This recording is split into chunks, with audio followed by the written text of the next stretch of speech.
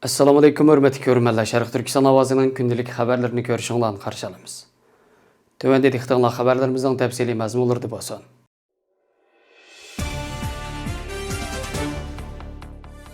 Yüzyıllık xatır gününü təbriklab atqan Xitay Kompartiyəsi 29 iyul Beyjingdəki Xalq sarayida dağdığılıq mərasim ötküzüb atalmış Uyğur Avtonom rayonu G'oljin ayesi 10 yezisi Boluqay kentining partkom sekretari Memetjan Ömerga 1 iyul oliy medali bergan. Xitay Xi Jinping mukofot sahnasida uni tabriklab medalni o'z qo'li bilan uning bo'yniga asgan.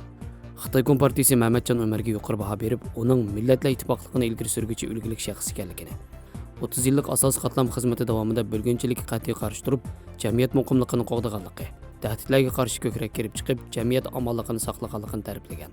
Atalmış Uyğur Avtonom rayonining raisi Şöhret Zakir 28 iyun kuni Xitay Kompartiyasining 100 yillik xotir kuni munosabati bilan atalmış Şinjan universitetini ko'zdan kechirganda Xitoy raisi Xi Jinpingning yangi davr sotsializm ideyasi va Xitoy Kompartiyasining ma'rif yetakchi ideyasini qo'ral qilib, ikkida birinchi qatorga o'tish qurilishini ilgari surishni ta'kidlagan.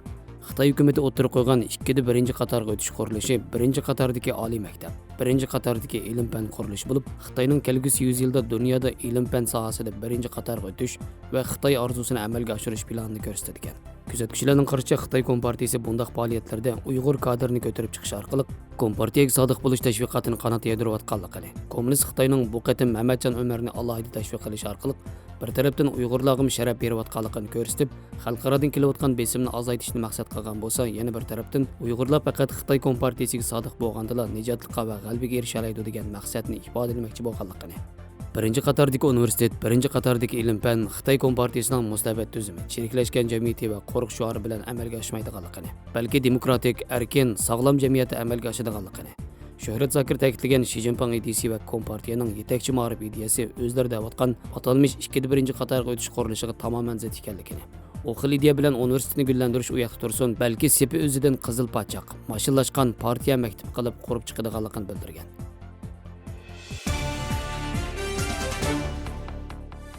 Birinchi yil kuni Xitoy Kompartiyasining atalmış 100 yillik tabriklash faoliyatidan ilgari Nyu-Yorkda Xitoy guruhi Fellowship'da Xitoy Kompartiyasining insoniyatga qarshi 100 yillik jinoyatidan hisob olish rasm ko'rgazmasi o'tkazib, Xitoy Kompartiyasining 100 yildan buyon o'tkazgan jinoyatlarini aybladi. Fushun kutubxonasi oldida Nyu-York Xristian haqqoniyat birlashmasi Xitoy Kompartiyasining insoniyatga qarshi 100 yillik jinoyati nomli cho'ng o'zinkilan esib, 30 dan ortiq ko'rgazma taqdisi orqali Xitoy Kompartiyasining o'xshamagan jinoyatlari, haqiqiy tarixiy suratlari, ya'ni yer islohoti, 3 va 5 ga qarshi turish, cho'ng acharchilik, madaniyat inqilobi, 4-iyun Tiananmen voqeasi, Falun Gong, Sherqiy Türkistan 5-yil qirg'inchiligi, har xil dillarning ziyonkashga uchragan qirg'inchilik qatorliq foto suratlari Xitoycha va inglizcha yerlik xalqlarga tafsili tushuntirilgan. Bu rasm ko'rgazmasi 2-yil kunigacha atigan soat 9 dan tushdan keyin soat 3 gacha o'tkazildi ekan.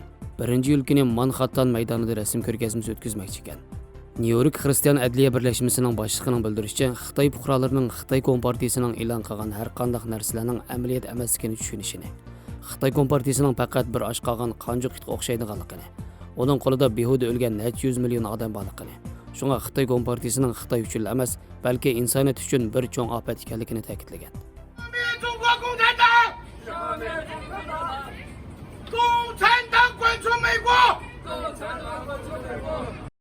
中共是一头饿狼，它就是来吞吃百姓的，所以中共它是人类的灾难，不光是中国的灾难。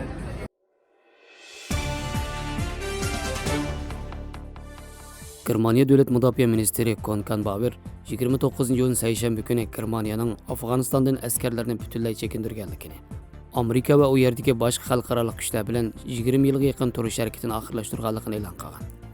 Amerika amaldorlari yana Amerika armiyasining Afg'onistondan chekinishni bir qancha kun ichida tamomlash mumkinligini, Amerika prezidenti Joe Bidenning bu yilning 5ida bekitgan muhlatdan xeli burun, ammo Amerika va Shimoliy Atlantik ahdiy tashkilotining askar chekindirishi kuzatuvchilarning Afg'onistonning keng ko'lamli ishga urushib ketib qolishidan andisini kuchaytgan. Amerika prezidenti Joe Biden aprel oyida ba'zi tashkilotlarning Amerika qilgan hujumi 20 yilga yetganda, bu yil 11-sentabrdan burun Afg'onistondan askar chekindirishni tamomlaydiganligini e'lon qilgan.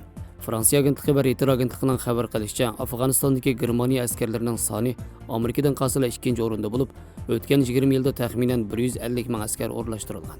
Bu yil may oyidan boshlangan askar chekindirish qadar Germaniya xizmat guruhining 1100 ga yaqin askar bor ekan. Şimal Atlantik Ahdi Təşkilatı əskər çekindürüşünün tərtiblik və mas qədəm deyib berilayotganligini bildirgan, ammo vaqt jadvalini belgilamagan. Bu Germaniyanın 2. Dünya urushi oxirlashgandan buyon tunji qatim qo'riqliq jang harakatiga qatnashchi bo'lib, Afg'onistonda 59 askari qazo qilgan. Ularning 35 nafari jangda o'ldirilgan yoki radikallarning hujumiga uchragan. Bu Germaniyada 2. Dünya urushidan buyongi eng ajallik harbiy harakat bo'lib qolgan. Amerika armiyasi mushu oyning 5-ida Afg'onistondan askar chekindirishi 50% oshgandan buyon chekinishning ilgirlash ahvolini oshkor doklad qilishni to'xtatgan. Retroagentlikning aytishicha, bu xabar Taliban qo'zg'olonchilarining butun mamlakatdagi hujumlarini kuchaytirgandan keyin e'lon qilingan. Hamda Qatardagi tinchlik suhbati hozirgacha ko'rinarli ilgirlashga erishamagan. Amerika va Shimoliy Atlantik Ahdi Tashkiloti harbiy qismlari birlikda chekinmoqchi bo'lgan. Bu Afg'onistonning keng ko'lamli ishga urushga ketib qolishidan ansirashni kuchaytirayotgan. Yaqinqi bir necha hafta ichida Afg'onistonning bexatarlik vaziyati ko'rinarli nacharlashgan. Ba'zi tashkilotlar bu ahvoldan foydalanib, davlatni baza qurib, Amerika va boshqa nishonlar qaratilgan terrorlik hujumlariga tayyorlik qilishi mumkin ekan. Nurg'un mutaxassislar eng oxirgi bir turkum g'arb askarlari chekingandan keyin Taliban qo'zg'olonchilarining yana poytaxt Kabulni ishg'ol qilishi mumkinligini, davlatni qaytadan kontrol qilib, 1996-yildan 2001-yilgacha qurgan ibtidoiy hokimiyat yurgizishidan ansiraydi ekan. Amerika Afg'oniston tarjimonlarini chekindirishga tayyorlik qilayotganligini e'lon qilib, 18 mingdan ortiq Afg'onistonlik va 45 mingga yaqin oila a'zosi Amerika vizasi olganligi hamda tarjimonlar, alohida mashg'ulot xodimlari va amerikaliklar uchun xizmat qilgan xatarga tavakkul qiluvchilar planiga asosan Amerikaga ko'chirish ekanligini, yana 18 ming iltimosining qarab chiqilayotganligini bildirgan.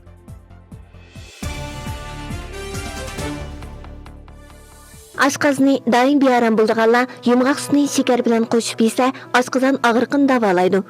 Yalpuzdan cho'chir etib ichib bersa, aşqazan ağrıqını davolaydi. Har kunlik tamoqqa yumğaq sut qo'shib yesa, aşqazanning sapradan og'rishiga davo bo'ladi. Qapoq urug'ini yeb bersa, issiqdan bo'lgan aşqazan og'riqiga manfaat qiladi. Zencevil bilan arpa badiyani baravar miqdorda qaynatib, suyini ichib bersa, aşqazandagi sovuq yelni haydab, og'riqni pasaytiradi, ko'zni ro'shan qiladi.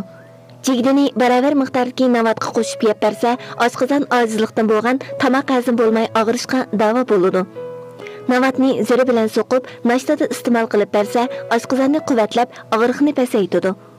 Qo'yning qayrinini pokiz tozalab, 250 gram zencevil bilan qaynatib, har kuni bir qancha qo'shiqdan suyini ichib, ozroqdan qayrinini yeb bersa, oshqozon va 12 barmoq uchay yarisiga yaxshi manfaat qiladi.